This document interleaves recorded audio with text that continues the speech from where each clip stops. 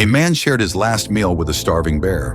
What she brought back shocked him. What would you do if you came face to face with a starving bear, desperate and teetering on the edge of survival? Would fear take hold, or would compassion guide your actions?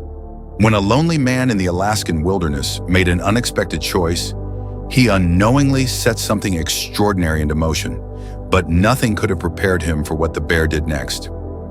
Stay with us. This is a story you won't forget. Jack Turner sat at the edge of his small wooden porch, his breath misting in the freezing air as he slowly chewed the last bite of his meager supper.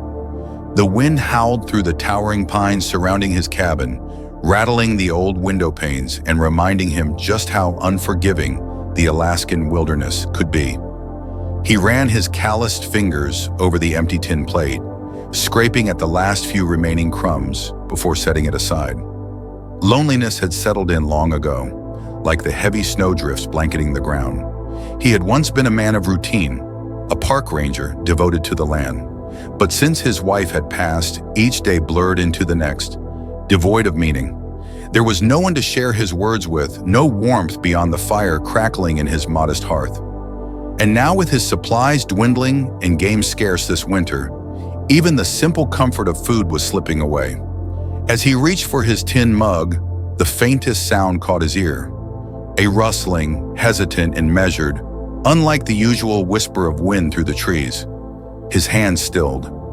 Years of experience in the wild had trained him to recognize the difference between the ordinary and the unnatural. And this was something watching. Slowly, he turned his gaze toward the tree line, where the shadows of dusk painted the snow in deep blues and grays. At first, he saw nothing, just the skeletal branches swaying against the bruised sky. Then, movement. A shape, dark and lumbering, emerged from the forest's edge. Cautious yet desperate, the bear was nothing more than skin and bone beneath her thick, unkempt coat. Her ribs jutted out beneath her fur, and her breath came in slow, labored puffs that curled in the cold. Jack didn't move, barely dared to breathe as he took in the sight before him. The animal was starving, her massive frame reduced to something frail and ghostly. Yet even in her hunger, she held herself with quiet dignity. He had seen bears before, plenty of them, but never one that looked quite like this, standing on the razor's edge between survival and the inevitable. She took another step forward, then hesitated, nostrils flaring as she caught the scent of what little food lingered in the air. Jack's instincts warred within him. A starving bear was dangerous, unpredictable. He should have reached for his rifle, should have scared her off before she decided to close the distance.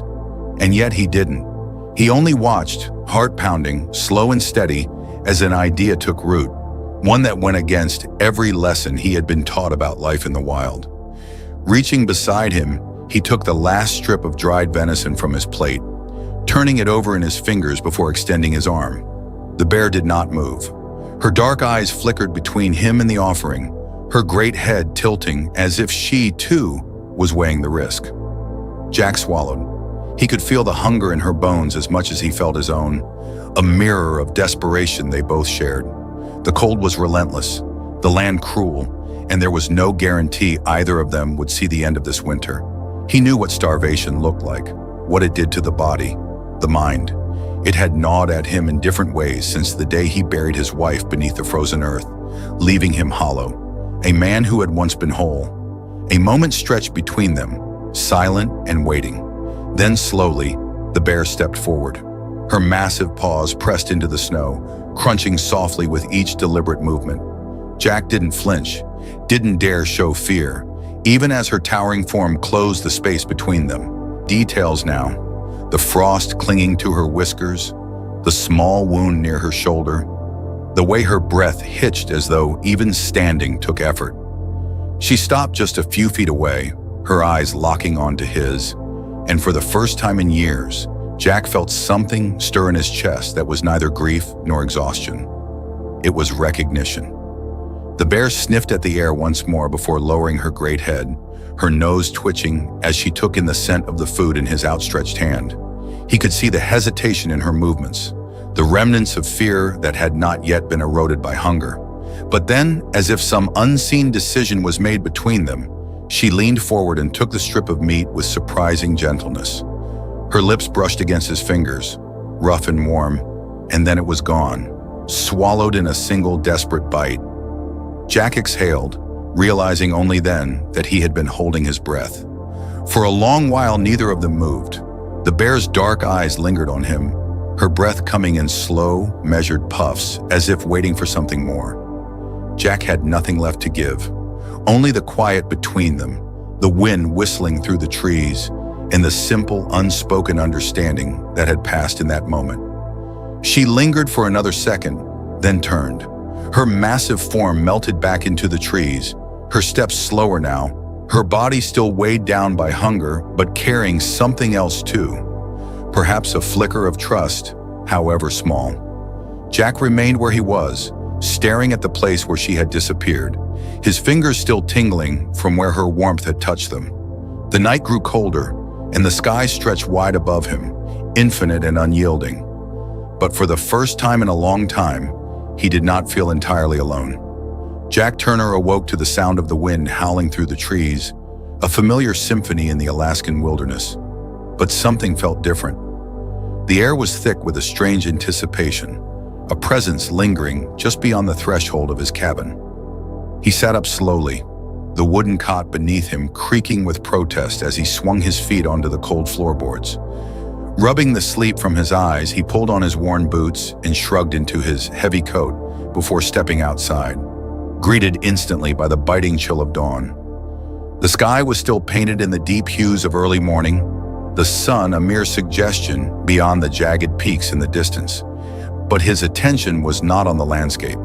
His breath hitched as his gaze fell upon something near the porch steps. A fish. A large silver-scaled salmon lay nestled in the snow, its body fresh and glistening with ice crystals, as if it had been pulled from the river only moments ago. Jack frowned, his mind sluggish as he tried to make sense of what he was seeing. He scanned the clearing, his trained eyes searching for any disturbance, any footprints or signs of movement. And then he saw her. At the edge of the tree line, half shrouded in the early morning mist, stood the bear, her dark eyes locked onto his, watching, waiting. The same desperate creature he had encountered the night before, though something had shifted between them. She was no longer just a starving beast looking for food.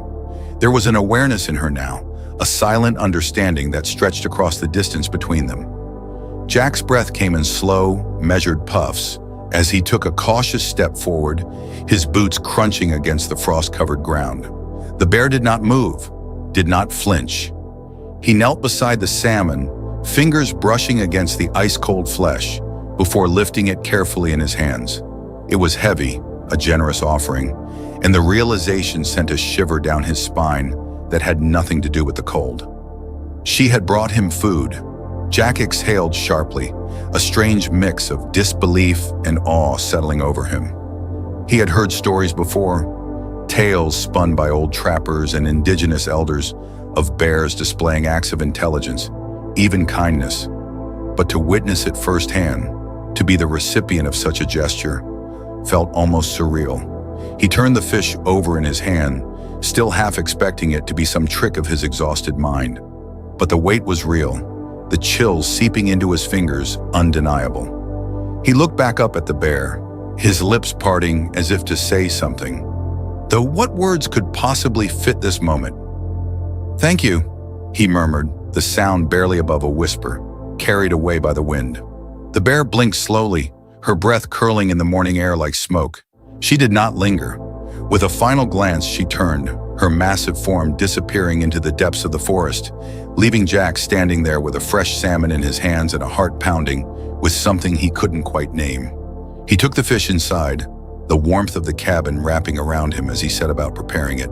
On instinct, gutting and cleaning the salmon with practiced ease, though his mind was elsewhere, replaying the events of the last 24 hours. He had spent years in these woods, long enough to know that nature did not operate on human sentimentality. Survival was brutal, unyielding, and yet, what had happened could not be explained away as mere coincidence.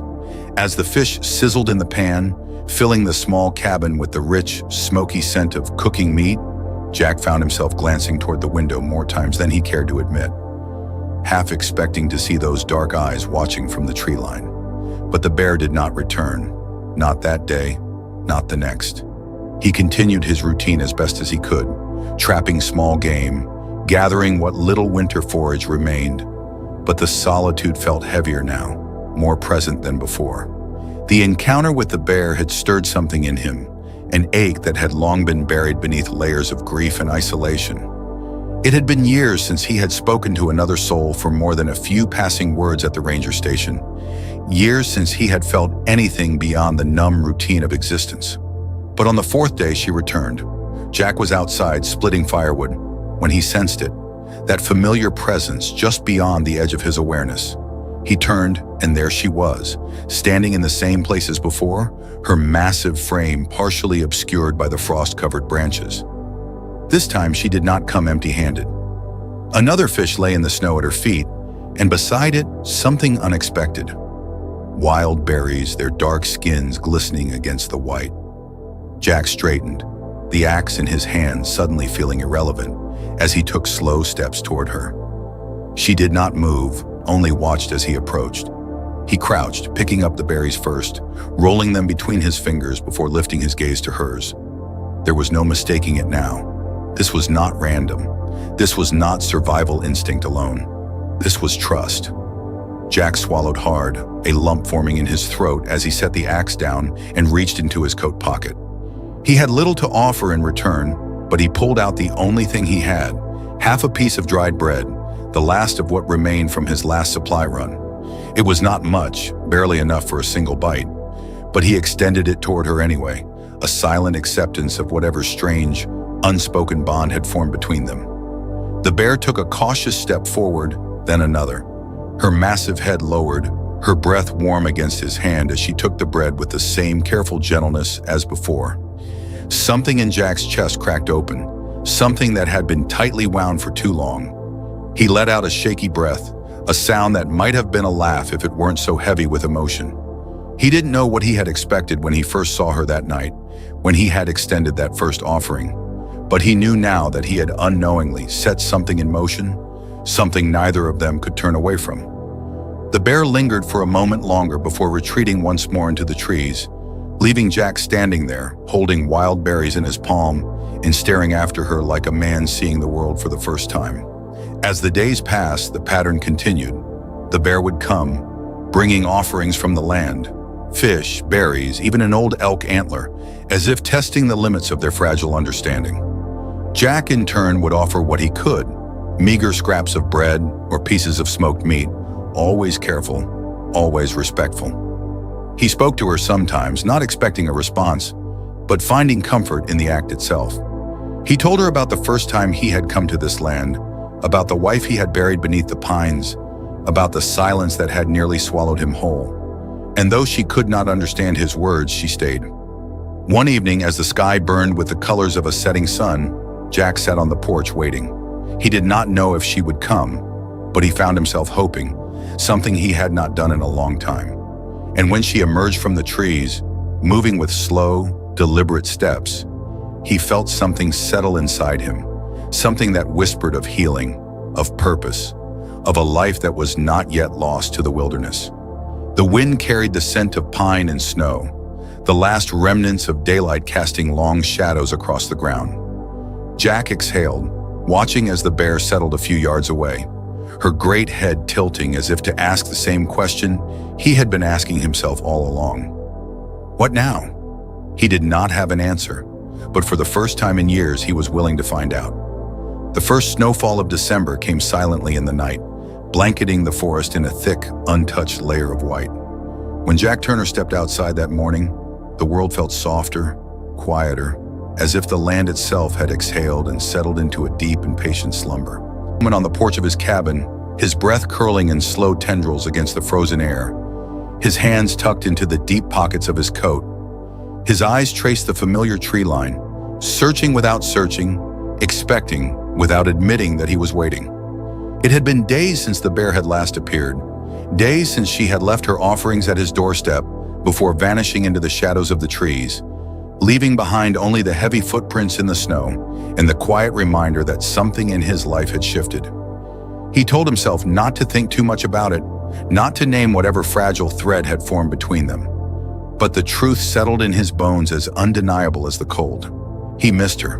The thought unsettled him, made him shake his head as if he could physically dispel it, as if missing something, someone, was a thing he had long since stopped allowing himself to do. But there it was, unshaken, buried beneath the careful solitude he had built around himself, like a fortress. He sighed, stepping down into the snow, his boots crunching through the fresh powder as he made his way toward the traps he had set along the riverbank the day before. The snowfall had been heavier than expected, and he knew he would have to work quickly before the ice thickened and the fish moved deeper, beyond his reach. His breath came in slow, rhythmic puffs as he trudged through the knee-high drifts, his movements practiced, efficient.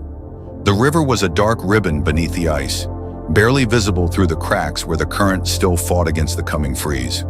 He knelt at the edge, fingers already numbing as he worked to retrieve his lines, the rope stiff with cold. The first trap was empty, the bait untouched, and he muttered a curse under his breath as he moved to the next. Nothing. His stomach tightened. It had been days since he had caught anything of substance, and his supplies were thinning.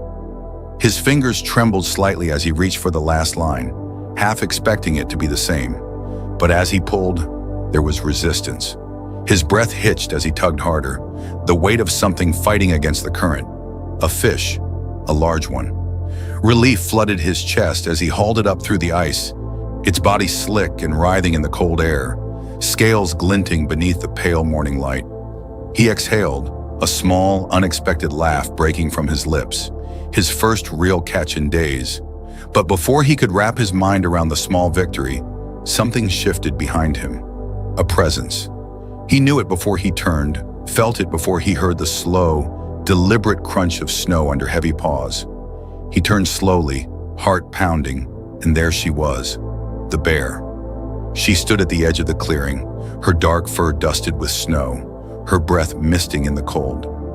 She was watching him, silent and still, her massive form blending into the trees as if she were a part of them, an extension of the land itself. Jack swallowed, his fingers tightening around the fish in his grip, though he felt no fear. Not of her. Not anymore. She took a step forward, her movements careful, measured. He had never seen a bear move like that before. Not with hesitation, not with something that almost resembled intention. She lowered her great head, sniffing the air, her dark eyes flicking between him and the fish in his hands. Jack hesitated. He knew the rules of the wild, knew that giving food so openly could blur the fragile boundaries that separated man from beast, could turn caution into expectation. But this wasn't expectation. This wasn't demand. This was something else entirely. He didn't know how he knew, only that he did. Slowly he crouched, the cold seeping through the fabric of his pants as he placed the fish onto the snow between them. He kept his movements slow, deliberate, respectful. The bear did not lunge. She did not rush forward in hunger or desperation. She only watched as if waiting for permission, as if waiting for something beyond food. And then, with the same measured steps, she closed the distance, lowering herself toward the offering with a quiet reverence that sent a strange, unspoken understanding humming through Jack's chest. She took the fish gently, her jaws closing around it with surprising care. Jack let out a slow breath, watching as she lifted her head, chewing slowly. And then something happened that he did not expect. She stepped back. Not away, not into the trees, but just enough to create a space between them, just enough to acknowledge what had passed between them. It was not just hunger that had brought her here. It was something else. Jack swallowed hard, his throat tight with something he could not name, something that had nothing to do with survival and everything to do with what it meant to be seen, to be understood in a way that did not require words. For a moment longer before turning, moving with the slow, effortless grace of something ancient, something belonging to the land in a way that Jack could never claim to. And then she was gone, disappearing into the quiet white of the forest, leaving Jack kneeling in the snow, staring after her with his heart hammering against his ribs. That night, as he sat by the fire, he could still feel the weight of her gaze, the quiet certainty in her movements. He did not know what it meant, did not know if he was foolish for allowing himself to wonder, but for the first time in years, he felt the absence of something he had not realized he had been missing: connection. The days stretched on, each morning bringing deeper snow, heavier silence, and a cold that wrapped itself around Jack Turner's cabin like an unrelenting hand. The Alaskan wilderness had always been unforgiving in winter, but this season felt different, colder, lonelier, like the land itself had drawn inward to brace against something unseen. Jack moved through his routines with the same quiet efficiency as always, but there was a shift beneath his skin, something stirring that he couldn't quite name. The bear had not returned for 3 days. He told himself it didn't matter, that he shouldn't have expected anything, that the wilderness had never owed him company, but he found himself glancing toward the tree line more often than he cared to admit, his ears attuned to the smallest sound that might signal her presence. He wasn't sure when the waiting had begun to feel like longing, but the realization sat heavy in his chest as he trudged through the snow toward the river, his breath curling in soft clouds before him. The ice had thickened overnight, forming a slick, glassy surface that reflected the overcast sky in fractured slivers of pale gray. He tested it carefully with the butt of his rifle before stepping forward, listening for the groan of protest beneath his weight. It held. He had no choice but to risk it. The fish he had caught days ago had dwindled, and the hunger in his belly had begun to gnaw at the edges of his patience. Carefully, he knelt at the spot where the current still moved beneath the ice, the trap line stiff with frost as he pulled it from the water. His fingers burned from the cold, but he worked quickly, yanking up the net, only to find it empty. Again. A frustrated breath hissed between his teeth as he reset the line, his mind racing through his options. The snow had buried much of the remaining forage, and the game had grown scarce. If he didn't catch something soon, he'd have to venture farther than he liked. He pushed himself to his feet, his joints stiff from kneeling in the cold, and turned toward the woods, scanning the tree line the way he always did. And then he saw her, the bear. She stood just beyond the first line of pines, her dark fur dusted with fresh snow, her breath rising in slow, steady plumes. Jack's pulse kicked up, not in fear, but in something else, something like relief, though he didn't want to name it that. She was watching him, unmoving, as if she had been waiting for him to notice her. He had the sudden, unshakable feeling that she had been there for longer than he realized, lingering just out of sight. He exhaled, slow and measured, as he stepped forward, boots crunching in the ice-crusted snow. She didn't flinch, didn't move, but as he closed the distance, something in her posture shifted. Just slightly, just enough. She turned her great head, and for the first time he saw what she carried in her jaws. A fish, fresh, large, its scales still wet with the river's cold. Jack froze. His chest went tight with something sharp and unexpected, something that made his fingers twitch at his sides. The bear took a slow step forward, then another, closing the distance between them with deliberate caution. She was close enough now that he could see the frost clinging to her whiskers, the slow rise and fall of her breath. And then, with the same strange, careful gentleness that had marked every encounter before, she lowered the fish onto the snow between them. Jack stared. His throat felt tight, the cold biting at his skin forgotten entirely as he met her gaze, dark and steady and full of something he could not explain. He swallowed hard, then crouched, his fingers hesitating before reaching for the offering. The fish was cold against his palm, its weight solid, real. He exhaled, a shaky breath that fogged the space between them, and when he looked up again, the bear had not moved. For a long moment they only stared at each other, man and beast, the wilderness pressing in around them like a held breath. And then finally she turned, not hurried, not fearful, just departing. Jack watched her go, disappearing into the snow-heavy trees, her dark shape swallowed by the hush of the forest. There, long after she was gone, the fish still clutched in his hands, the wind whispering through the pines like something ancient and knowing. That night, as he cooked the fish over the fire, the scent filling the small cabin with warmth. He found himself reaching for something he had not touched in months. A second plate. It was an old habit, one left over from a time when he had not eaten alone. His chest tightened as he stared at it, at the empty space across from him, and he forced himself to breathe, to shake off the weight pressing against his ribs. He wasn't foolish enough to believe that the bear would return simply because he hoped she would. But as he ate, each bite rich and filling in a way that had nothing to do with hunger, he let himself sit with the quiet, let himself feel the strange, undeniable truth settling into his bones.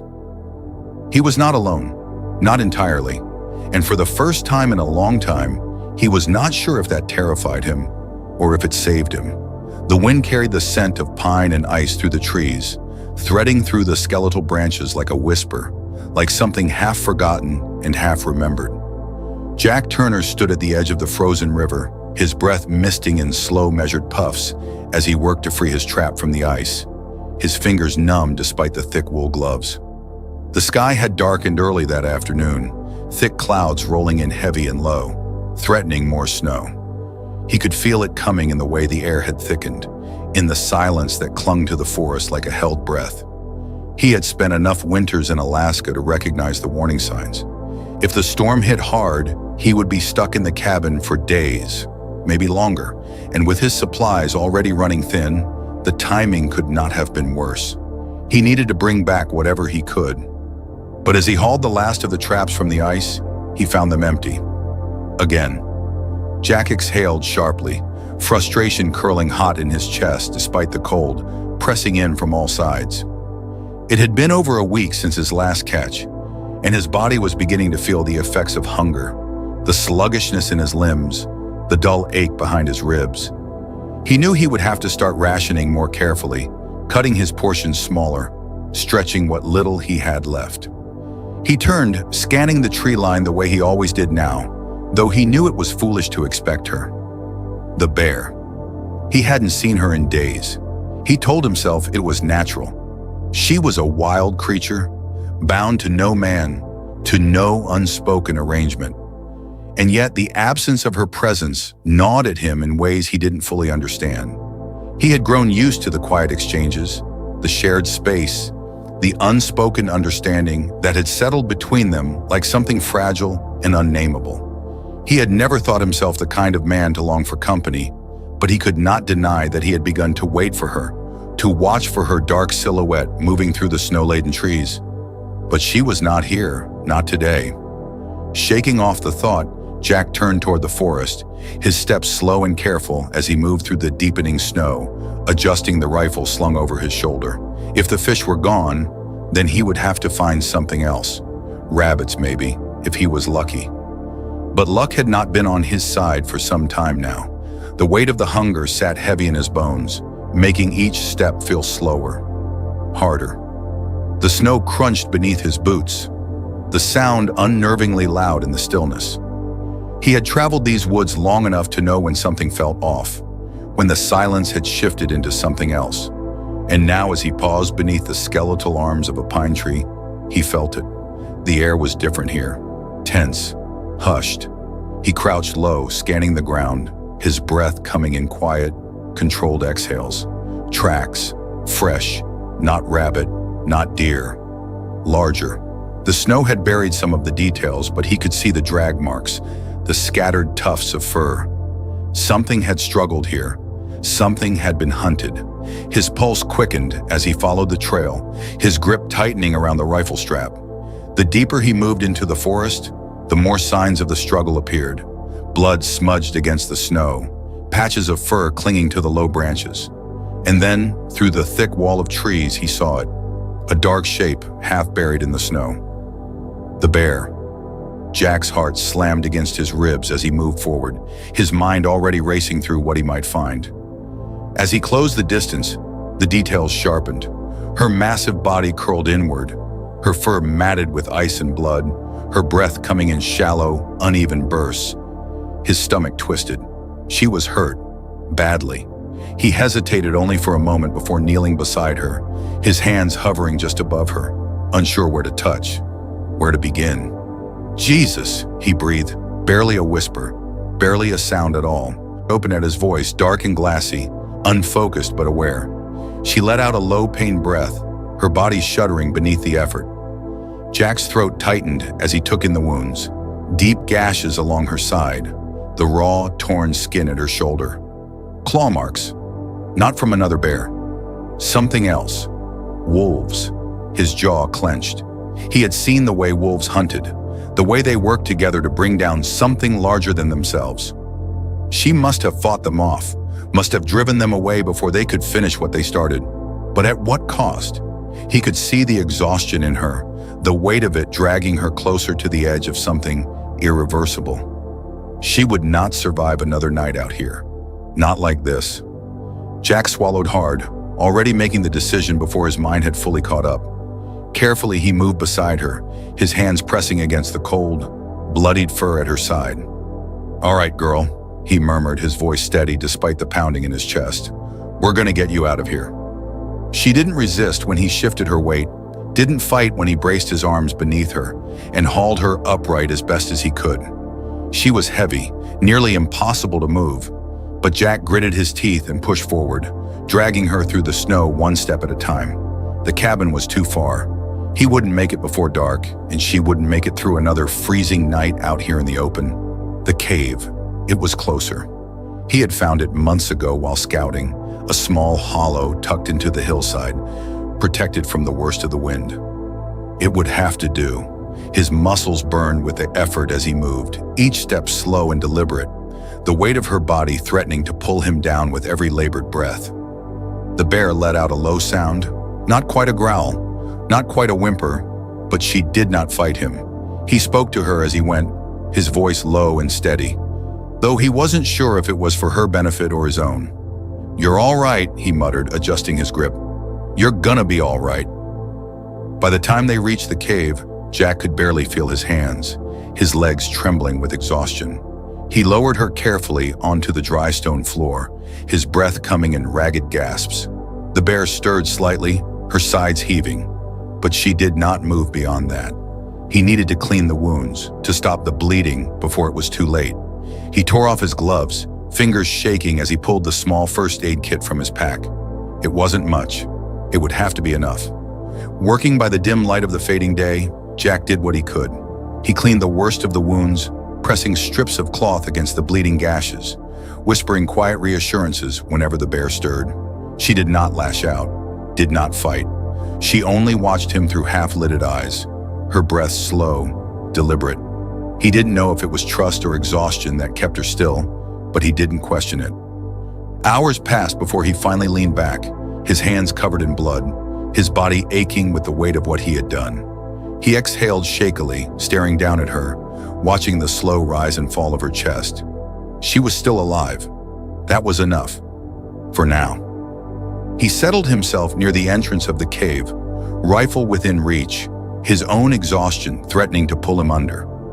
The wind howled outside, the storm moving in faster than he had expected.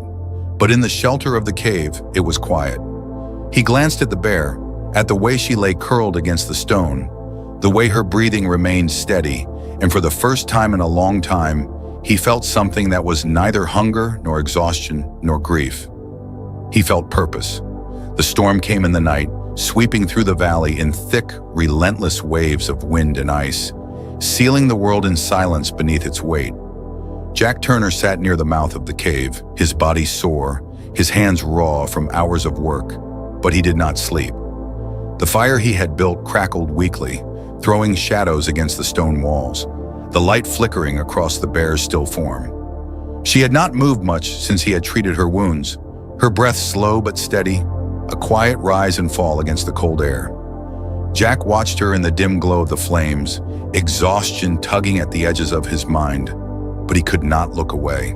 He had seen death before, seen the way it crept in slowly, the way it settled into the bones of those who could not fight it off. He had feared for a long time that he had let it settle into himself. But here, in the flickering firelight, with the sound of the storm howling beyond the cave walls, he realized he was fighting against it now, in ways he hadn't fought for himself in years. He leaned back against the stone, the weight of his own body unfamiliar, as if he had been carrying something for so long that he had forgotten what it felt like to set it down. His eyes fluttered closed just for a moment. Back. Soft, barely more than a shift of air, but enough. Jack's eyes snapped open, his hand instinctively moving toward the rifle beside him, before he realized she was moving. The bear let out a low, rough exhale, her head tilting slightly as her dark eyes blinked open, the firelight catching in their depths. Jack exhaled, slow and careful, his pulse steady but strong. "You're still with me," he murmured, his voice rough from disuse, from the cold. She did not rise, did not shift beyond the slight flick of her ear, but her gaze held his, heavy with something he could not quite name. He had spent his life understanding the land, learning its language through the movement of rivers, the shift of the wind, the tracks left behind in the snow. But this was different. This was something beyond instinct, beyond survival. She knew him now, and he knew her. Jack reached for the canteen at his side, shaking it slightly to test the weight before unscrewing the cap. "Here," he said, his voice low, coaxing. He poured a small amount of water into his palm, holding it out toward her. The bear did not move at first, her breath still slow, labored. But then after a moment, she leaned forward, her massive head lowering just enough that her tongue flicked out, lapping at the water with careful, deliberate motions. Jack swallowed, his throat tight, but he did not pull away. He let her take what she needed. When she finally settled back against the cave floor, her eyes fluttering closed once more, Jack let out a breath he hadn't realized he had been holding.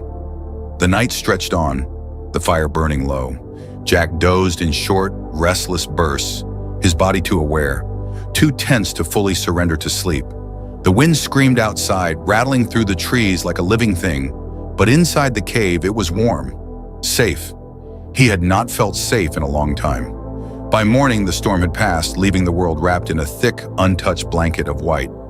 Jack stepped outside, his boots sinking into the deep drifts, the air sharp with the scent of fresh snow. The sky had cleared, a pale, cold blue stretching endlessly overhead, the mountains standing stark against the horizon. He had survived another night. They both had. He turned back toward the cave, his breath curling in the air, watching as the bear stirred once more, shifting her weight, testing the strength of her limbs. She was still weak, but she was alive. Jack spent the next 2 days tending to her, making sure she ate what little food he could spare, keeping the fire burning through the long, bitter nights. He did not know why he had chosen to stay. There was no logical reason, no survivalist instinct that told him to waste his energy on a wounded bear that might not make it through the week. But he did not leave. He could not leave. Something had changed in him, something deep and quiet, something he had not been willing to look at before. He had spent so many years in solitude, telling himself that it was the only way he knew how to be, that it was easier this way. But it had never been easy. It had only been empty. On the third morning, when Jack stepped outside to check his traps, he heard movement behind him, a slow, deliberate shifting of weight. He turned, his breath catching in his chest as he saw her. The bear, standing, not fully, not easily, but standing nonetheless, her massive frame steady despite the slow, hesitant sway of her movements. Jack remained still, watching, waiting. She took a step forward, then another. A laugh bubbled up in his throat, unexpected, breaking through the cold air like a crack in the ice. "Look at you," he murmured, shaking his head. "You stubborn girl." The bear huffed, something almost amused in the sound, and Jack felt the last of his resolve slip away, felt the final wall he had built around himself crumble into the snow at his feet. He had not thought it possible, had not believed that anything could pull him from the quiet numbness he had wrapped himself in, but she had. Somehow she had. They left the cave together that afternoon, moving slow side by side. Jack led the way through the deep snow, his rifle slung over his shoulder, his steps careful but sure.